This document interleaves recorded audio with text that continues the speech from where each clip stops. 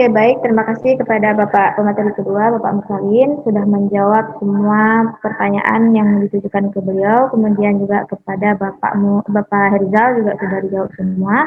Jika ada yang ingin bertanya lagi, kita berikan satu kesempatan lagi untuk satu orang penanya. Boleh langsung, boleh melalui chat. Nanti kita tunggu pertanyaannya.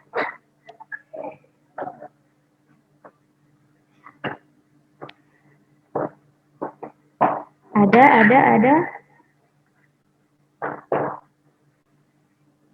Masih ada yang mengganjal? Atau sudah jelas semuanya? Ayo. Oh, di chat. Ada lagi nih ya, ada lagi dari Audrey Suwandana. Oke, tadi juga udah pernah ya. Berarti ini yang kedua. Pemateri 1, pada saat penelitian di lapangan, dapatkah subjek itu mengarahkan pengamatan? Pada saat penelitian di lapangan, dapatkah subjek itu mengarahkan pengamatan? Bisa dipahami Pak ini pertanyaannya atau kita minta penjelasannya? Penjelasannya seperti apa? Audrey, hidupkan aja mikrofonnya. Baik, Pak.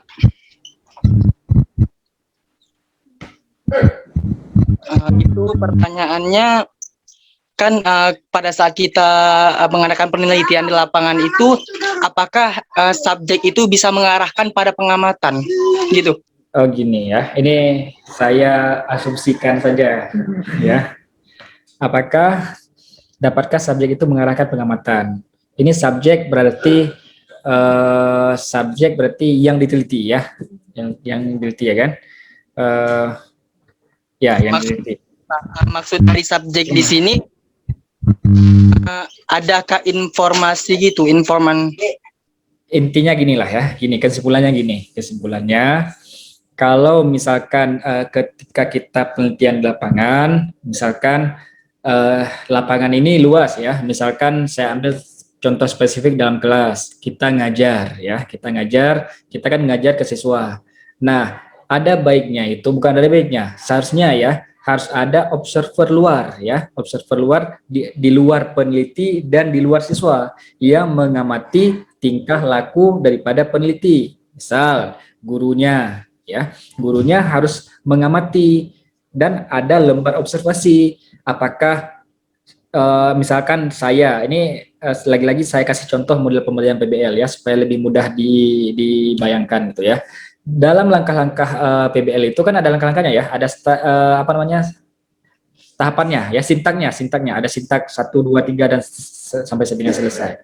Nah, yang menjadi observer itu tentunya adalah orang ataupun guru yang sudah paham tentang PBL, sehingga peneliti ada melakukan tahapan 1, ada conteng, ada nggak ada, cuma setengah, berarti ntar harus ada catatan tidak lengkap ataupun apa.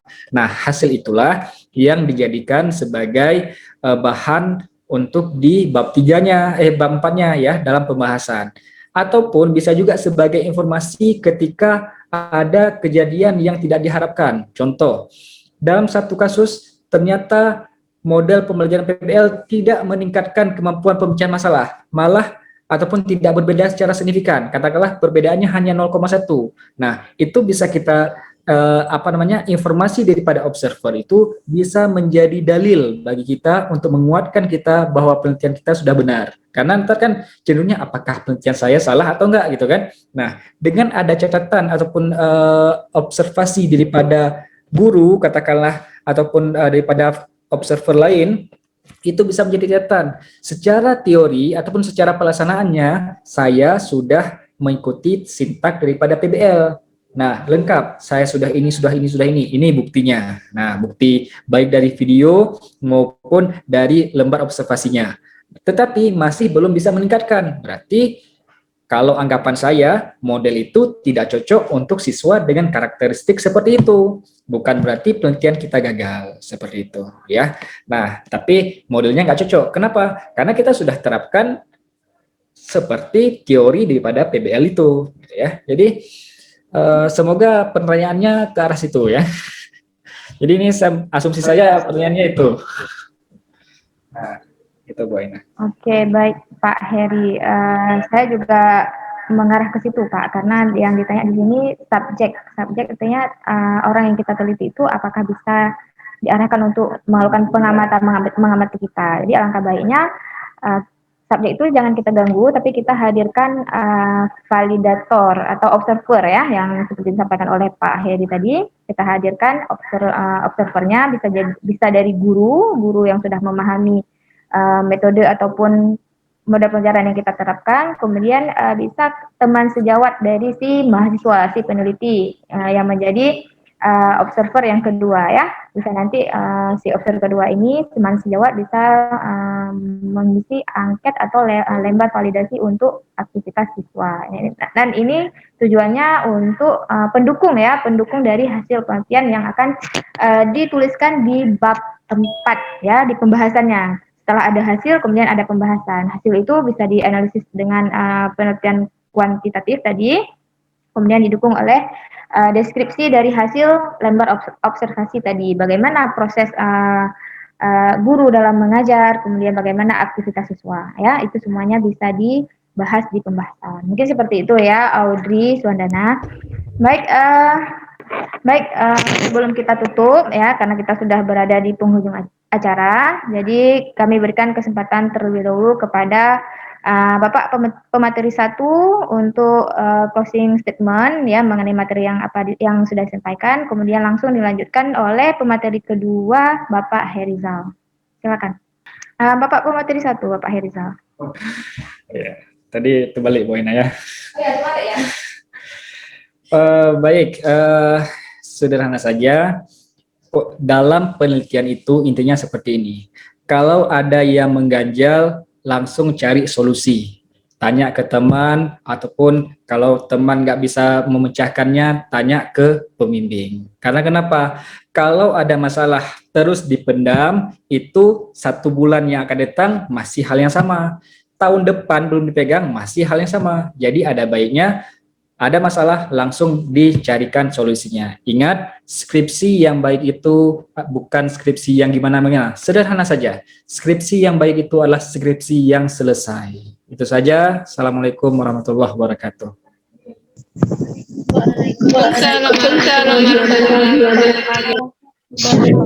Dari Bapak Mursalin, silakan.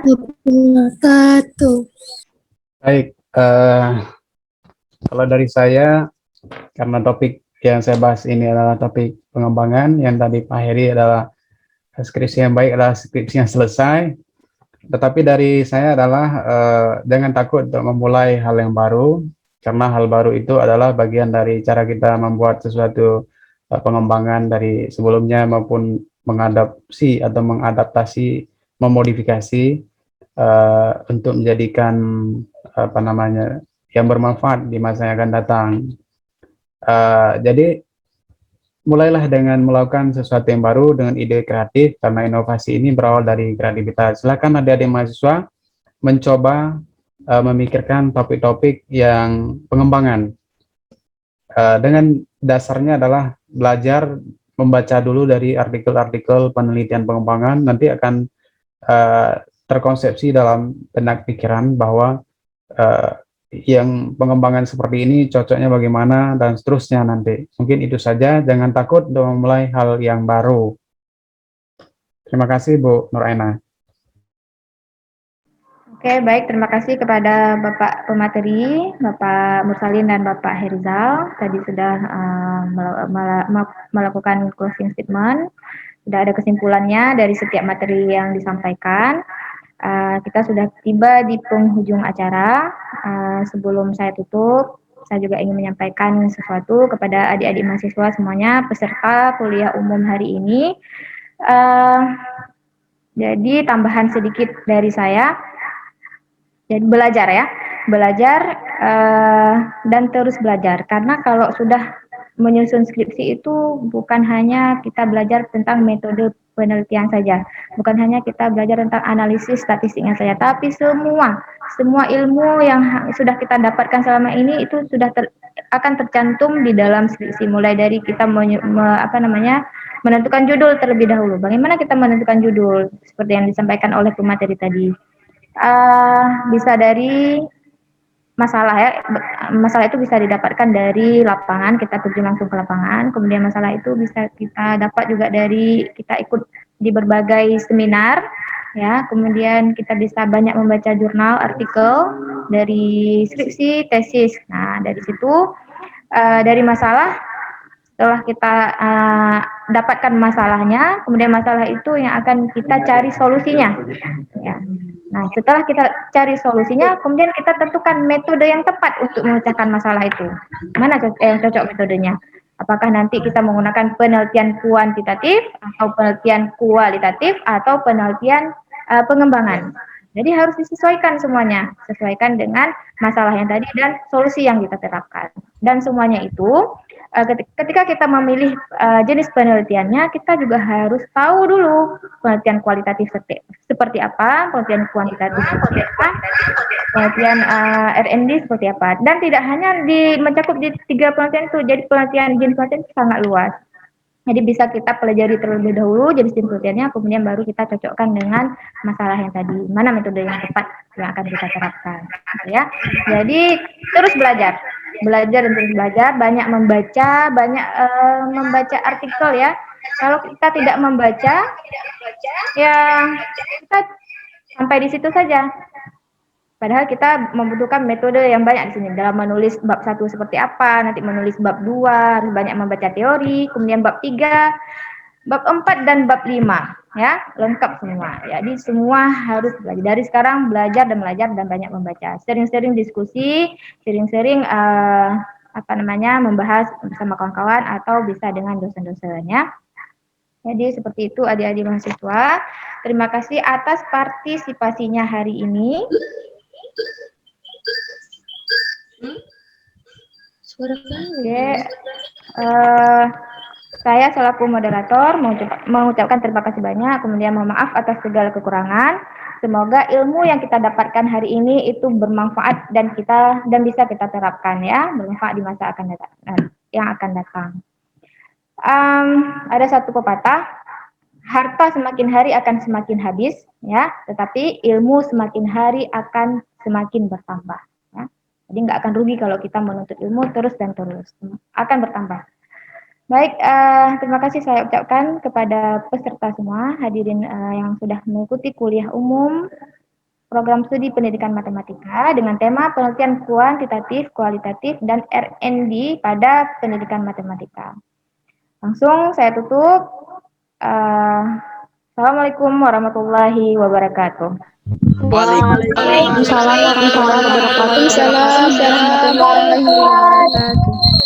warahmatullahi wabarakatuh. Baik, terima kasih kepada moderator kita Ibu Nur Aina SPD MPD yang telah bersedia untuk memandu kuliah umum kita pada hari ini. Dan juga terima kasih kepada kedua pemateri, Bapak Herizal SPD MPD dan Bapak Musalin SPD MPD. Hadirin sekalian, kita sudah berada di penghujung acara, intinya acara kita sudah selesai hari ini.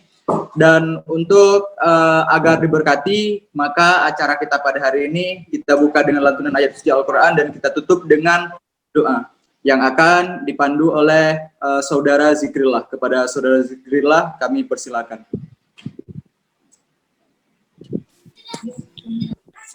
أعوذ بالله من الشيطان الرجيم بسم الله الرحمن الرحيم الحمد لله رب العالمين حمدا يوافي نعمه ويكافئ مزيده يا ربنا لك الحمد كما ينبغي لجلال وجهك الكريم وعظيم سلطانك اللهم صل على سيدنا محمد وعلى آله وصحبه أجمعين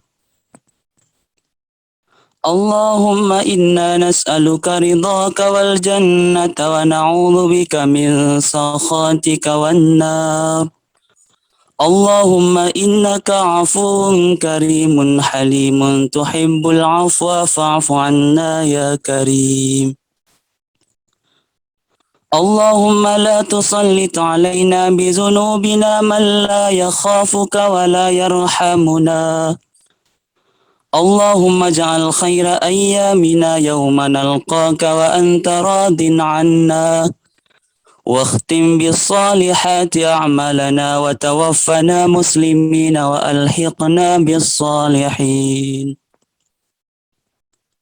اللهم اغفر لنا ذنوبنا ولوالدينا وارحمهما كما ربيانا صغيرا، ولجميع المسلمين والمسلمات والمؤمنين والمؤمنات الأحياء منهم والأموات برحمتك يا أرحم الراحمين.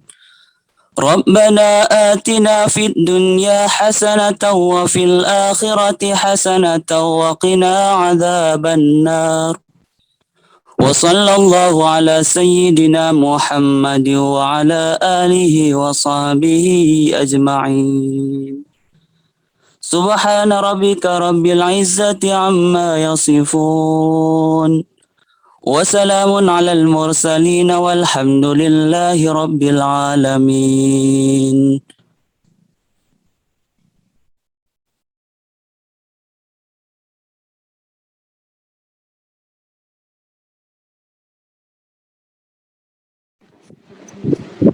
Baik, terima kasih kepada Saudari Zikrillah. Sebelum kita tutup acara, dari Ibu Kaprodi Pendidikan Matematika, apa ada yang ingin disampaikan sebagai penutup?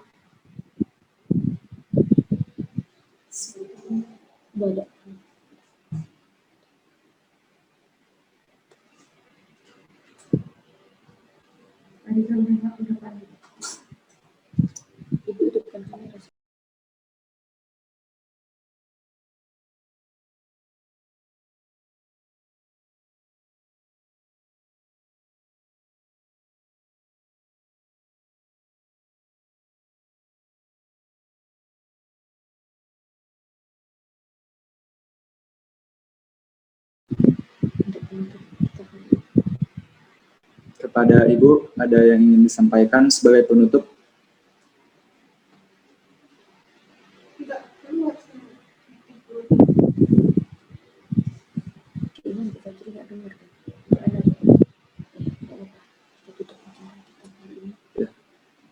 Baik, kalau tidak ada, maka acara pada hari ini telah berakhir. Kita tutup saja. Ada satu kata dari Soekarno, belajar tanpa berpikir itu tidaklah berguna, tapi berpikir tanpa belajar itu sangatlah berbahaya. Nah, dari itu maka manfaatkanlah ilmu yang diberikan tadi oleh kedua pemateri kita. Dan saya selaku MC pada hari ini mengundurkan diri. Apabila ada salah kata dan juga kata-kata yang salah, saya akhiri dengan wabillahi taufiq wal hidayah. Wassalamualaikum warahmatullahi wabarakatuh. Waalaikumsalam warahmatullahi wabarakatuh. Waalaikumsalam warahmatullahi wabarakatuh.